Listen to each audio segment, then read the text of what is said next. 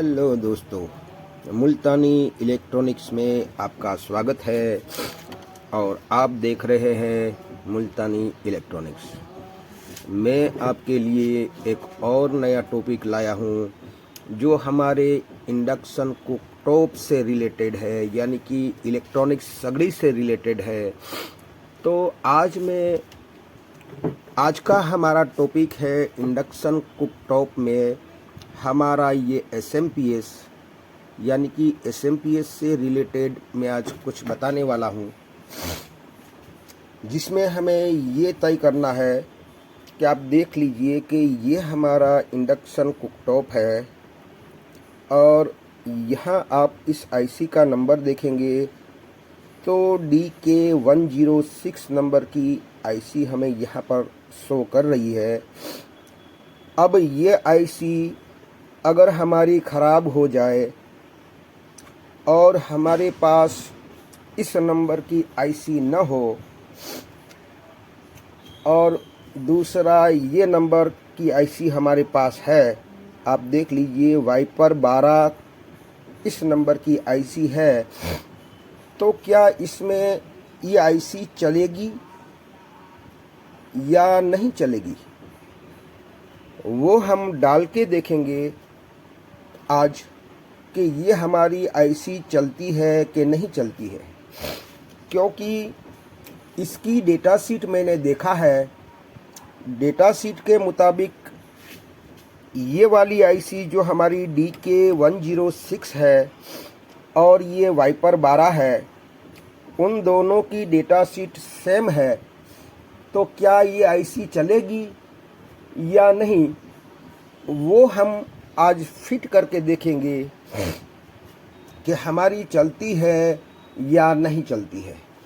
तो चलिए चलते हैं, हम इस IC को डालकर देखते हैं कि क्या होता है।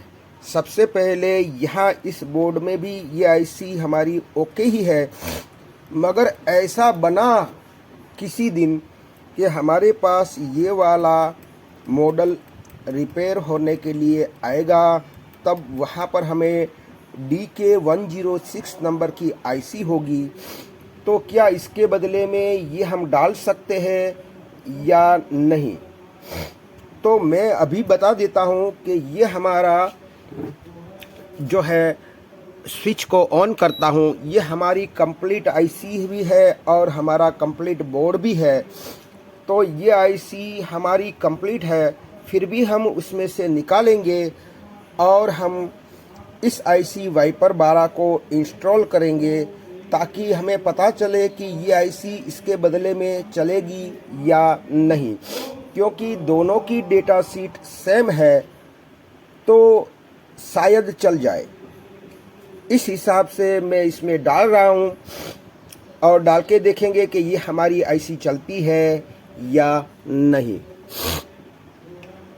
तो अब मैं IC को चेंज करके मैं आपको बताता हूँ।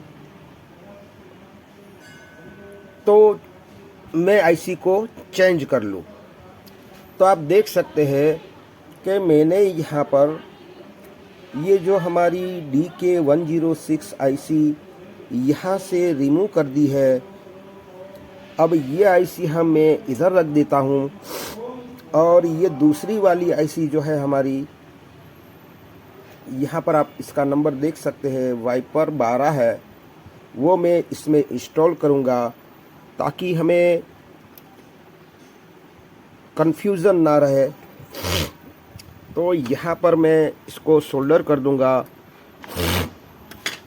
तो यहाँ पर हम सोल्डर कर लेते हैं।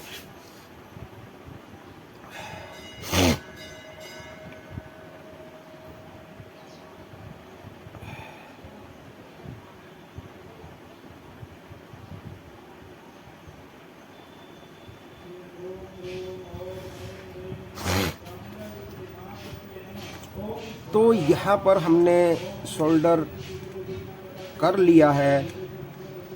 अब हम इसको ऑन करवा के देखेंगे कि हमारी ये IC चलती है या नहीं चलती है, ये हम बाद में देखेंगे। तो आप देख सकते हैं मैंने यहाँ पर वाइपर 12 डाल दिया है। अब यहाँ पर ये वाली जो हमारी आईसी है यहाँ पर है, तो यहाँ पर हम देखेंगे कि हमारा जो है वो ऑन होता है कि नहीं होता है। इसको हम बड़ी बारीकी से देखेंगे कि अगर हमारा ये सही से वर्क करेगा, अगर ये आईसी सही से चलती है तो ही ये ऑन होगा, वह नहीं तो ऑन नहीं होगा, क्योंकि इसकी डेटा शीट दोनों आईसी की सेम है। वो भी मैं आपको आखिर में दिखाऊंगा कि दोनों की डेटा शीट मैंने ड्रॉ करके रखी है। मैं दोनों की डेटा शीट आपको दिखाऊंगा कि सेम ही है। फिर भी यहाँ पर ये डालने से अगर हमारा ऑन हो जाता है तो अच्छी बात है, और नहीं होता है तो हम क्या करेंगे उसके बारे में भी बात हम करेंगे। तो फिलहाल हम ऑन करने जा रहे हैं। स्विच को ऑन करता हूँ मैं, तो आप देख सकते हैं यहाँ टिक टिक टिक टिक की आवाज़ आती है, मगर कुछ भी ऑन नहीं होता है। यानी कि हमारी स्क्रीन पर कुछ भी हमें शो नहीं किया, यानी कि हमें आउटपुट ये आईसी निकाल कर नहीं देती है। तो अब हम क्या करें?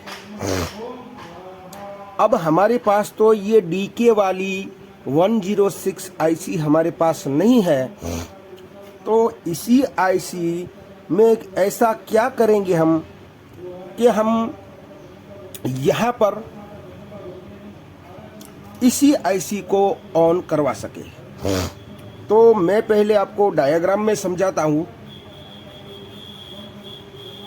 तो मैंने यहाँ पर डायग्राम शो कर दिया है, यानी कि यहाँ आप देख सकते हैं कि इस डायग्राम के मुताबिक SMPS हमारा DK 106 का ये है, और ये हमारा डायग्राम जो है वो CSC 7612 का है, जिसके बदले आप उसकी इक्विवेलेंट आईसी वाइपर 12 है, वाइपर 22 है, AP 8012 एंड AP 8022, यानी कि ये सारी इसी की इक्वल है। यानी कि आप ऐसा मान सकते हैं कि ये वाइपर 12 का डायग्राम है और ये DK 106 का डायग्राम है। तो आज हम देखेंगे कि यहाँ 5, 6, 7, 8 नंबर हमारी ड्रेन है। तो यहाँ पर भी इसकी डेटा शीट के मुताबिक ये 5, 6, 7, 8 नंबर हमारी ड्रेन है। तो दोनों का ड्रेन सेम हुआ। अब आ जाते हैं यहाँ 1 और 2 नंबर हमारी ग्राउंड है, यहाँ पर आप देख सकते हैं। तो यहाँ पर भी 1 और 2 नंबर इसकी ग्राउंड पिन है।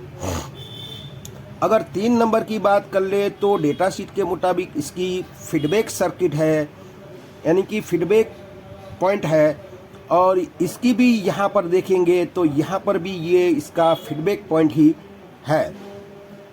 और 4 नंबर इसकी VCC है, तो इसकी भी VCC 4 नंबर ही है।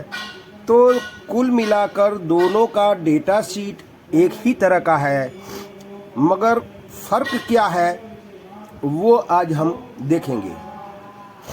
तो जैसे कि यहाँ फीडबैक में एक जीनर लगाया है, जो 20 वोल्ट की लाइन जो हमारा आउटपुट होता है वहाँ से एक जीनर रिवर्स बायस में लगाया होता है। तो इसमें भी आप देखिएगा कि हमारे फीडबैक सर्किट यानी कि 3 नंबर की पिन पर फीडबैक दिया गया है, वहाँ पर भी एक जीनर है और एक डायोड है। यहाँ डायोड लगाया है, अगर नहीं भी लगाते तो भी चलता इसी की तरह। तो यहाँ पर भी ये डायोड है, यहाँ पर भी ये फीडबैक में डायोड है, मगर पिन नंबर 4 जो है इस डिज़ाइन के मुताबिक यहाँ सिर्फ और सिर्फ फिल्टर ग्राउंड है। इसको VCC यहाँ इनपुट नहीं करवाया जाता है। मगर इसकी बात कर ले तो यहाँ पर इसको इनपुट में ये 20 वोल्ट की लाइन से यहाँ पर आप देखेंगे तो यहाँ एक डायोड के थ्रू इसको VCC दिया गया है, और इसमें वीसीसी 20 वोल्ट की लाइन से कुछ भी वोल्टेज नहीं दिया गया। बस यही इसका अलग अलग पॉइंट है कि इसकी वीसीसी पिन पर वोल्टेज दिए जाते हैं और इसकी वीसीसी पॉइंट पर वोल्टेज नहीं दिए जाते, क्योंकि इस आईसी में ये वीसीसी वोल्टेज खुद से बना लेती है, सिर्फ फिल्टर ही लगाना पड़ता है। मगर ये आईसी जो है वो खुद से वीसीसी वोल्टेज नहीं बनाती है। उस हिसाब से इसे एक डायोड के थ्रू यहाँ से 20 वोल्ट इनपुट वीसीसी करवाए जाते हैं। तो यही कारण है, अगर हमें ये DK106 के बदले हमें ये वाइपर 12 डालनी है तो हमें अलग से एक वीसीसी के लिए एक डायोड, जो हमारी 20 वोल्ट कहो या 18 वोल्ट कहो, वहाँ से एक डायोड के थ्रू हमें 4 नंबर की पिन पर एक डायोड लगाना पड़ेगा। यानी कि डायोड का एनोड जो है हमारे 18 वोल्ट की तरफ और कैथोड हमारा आईसी की पिन नंबर 4 की तरफ देना होगा। तो बस यही फ़र्क है। अब हम ये डायोड जो है इस डिजाइन में नहीं है, उस हिसाब से हम ये डायोड 4 नंबर इसकी 4 नंबर की पिन पर सिर्फ एक फ़िल्टर ही होगा। अब हमें ये वाला डायोड, यहाँ फ़िल्टर तो यहाँ पर भी है मगर ये डायोड नहीं है इस डिजाइन में, तो ये डायोड हमें इसमें डालना पड़ेगा। बाद में देखते हैं कि हमें आउटपुट देता है कि नहीं। ये अब हम डायोड डाल के देखेंगे कि हमारा डायोड डालने के बाद हमें ये आउटपुट सही से देता है कि नहीं। तो यहाँ पर हम आ जाते हैं फिर से कि ये हमारा बोर्ड है। इसी बोर्ड में आप देखिए तो 1 नंबर, 2 नंबर, 3 नंबर, आप यहाँ पर देखिए कि 1 नंबर, 2 नंबर, 3 नंबर और 4 नंबर यहाँ पर आखिर में है। तो हम यहाँ पर आ जाते हैं तो ये हमारा 1 नंबर होता है, ये हमारा 2 नंबर होता है, ये हमारा 3 नंबर होता है और ये हमारा 4 नंबर होता है। 4 नंबर की ट्रैक से हम क्या देखते हैं कि एक ही पॉइंट यहाँ पर दिया गया है। तो पीछे की साइड देखेंगे तो ये हमारा फ़िल्टर है, जो फ़िल्टर को सिर्फ ग्राउंड किया गया है, यानी कि दूसरा और कुछ भी कंपोनेंट नहीं है। तो यहाँ सिर्फ फ़िल्टर ही ग्राउंड है। तो मैंने जैसे आपको डायग्राम में बताया था कि एक फ़िल्टर ही है, जो ये डीके वाली जो सप्लाई डीके वाली एसएमपीएस होगी DK106 की, इसमें 4 नंबर की पिन पर एक फ़िल्टर ही होगा। तो इसमें एक फ़िल्टर ही है। अब हम वहाँ पर वाइपर 22 डाल रहे हैं, तो वाइपर 22 के मुताबिक हमें ये डायोड डालना पड़ेगा। इस तरीके से 18 वोल्ट से हमें पिन नंबर 4 पर ये डायोड डालना पड़ेगा। बाद में हम देखते हैं कि हमारा ऑन होता है कि नहीं। तो अब हम यहाँ पर देखते हैं कि ये हमारा, अब देख सकते हैं कि ये हमारा 18 वोल्ट का फ़िल्टर है जो यहाँ पर हमें दिखता है। अब ये हमारा 18 वोल्ट का फ़िल्टर है, वहाँ से हम एक डायोड लेंगे और पिन नंबर 4 पर देंगे। तो यहाँ पर एक डायोड ले लेते हैं हम और हम फिट करते हैं उस डायोड को। तो यहाँ हमें डायोड एक डालना पड़ेगा। तो अब मैं एक डायोड ले लेता हूँ और डायोड का हमारा एनोड जो है इसकी तरफ देना है और कैथोड हमें यहाँ पिन नंबर 4 पर देना है।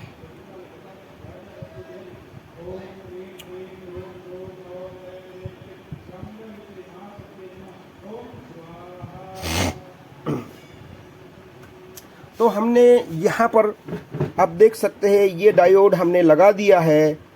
पूरी तरीके से देख सकते हैं पिन नंबर 4 पर ही डायोड लगाया है और 18 वोल्ट की लाइन में एनोड है और कैथोड हमारा पिन नंबर आईसी की पिन नंबर 4 पर दिया गया है। अब हम देखते हैं कि हमारा डिस्प्ले आता है कि नहीं। अगर ये डिज़ाइन के मुताबिक जो हमने डायग्राम में देखा उसके मुताबिक यहाँ डायोड लगाने से आ जाना चाहिए। अब मैं इसको ऑन करने जा रहा हूँ, यानी कि स्विच को ऑन करता हूँ, तो आप देख सकते हैं कि हमारा SMPS वाकई में ऑन हो गया है, ओके हो गया है। यानी कि DK106 की जगह हमें वाइपर 22 या वाइपर 12 डालना है, तो हमें ये डायोड लगाना पड़ेगा।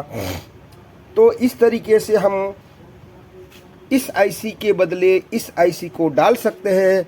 फिर से मैं आपको इसी कंडीशन में आपको दिखाना चाहूँगा कि हमारा यहाँ पर वाइपर 12 ही है, आप देख सकते हैं।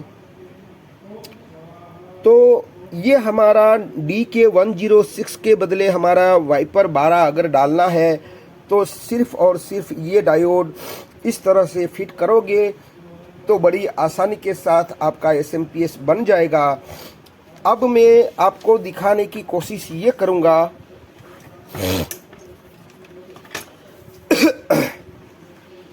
यहाँ पर आपने क्या देखा कि दोनों में अंतर इसी बात का था, ये डायोड का, क्योंकि इस आईसी को इस डायोड की ज़रूरत पड़ती है, यानी कि सप्लाई बाहर से देना पड़ता है। मगर इस आईसी में बाहर से सप्लाई देने की कोई भी ज़रूरत नहीं रहती है, वो इंटरनल ही VCC बना लेती है। तो बस इतना ही फ़र्क था। तो आई होप कि ये वीडियो आपको कुछ समझ में आया होगा। अगर ये वीडियो आपकी कुछ समझ में आया है तो मेरी चैनल को लाइक कीजिए, सब्सक्राइब कीजिए, बेल आइकन को प्रेस कीजिए और खुश रहिए। शब्बा खैर।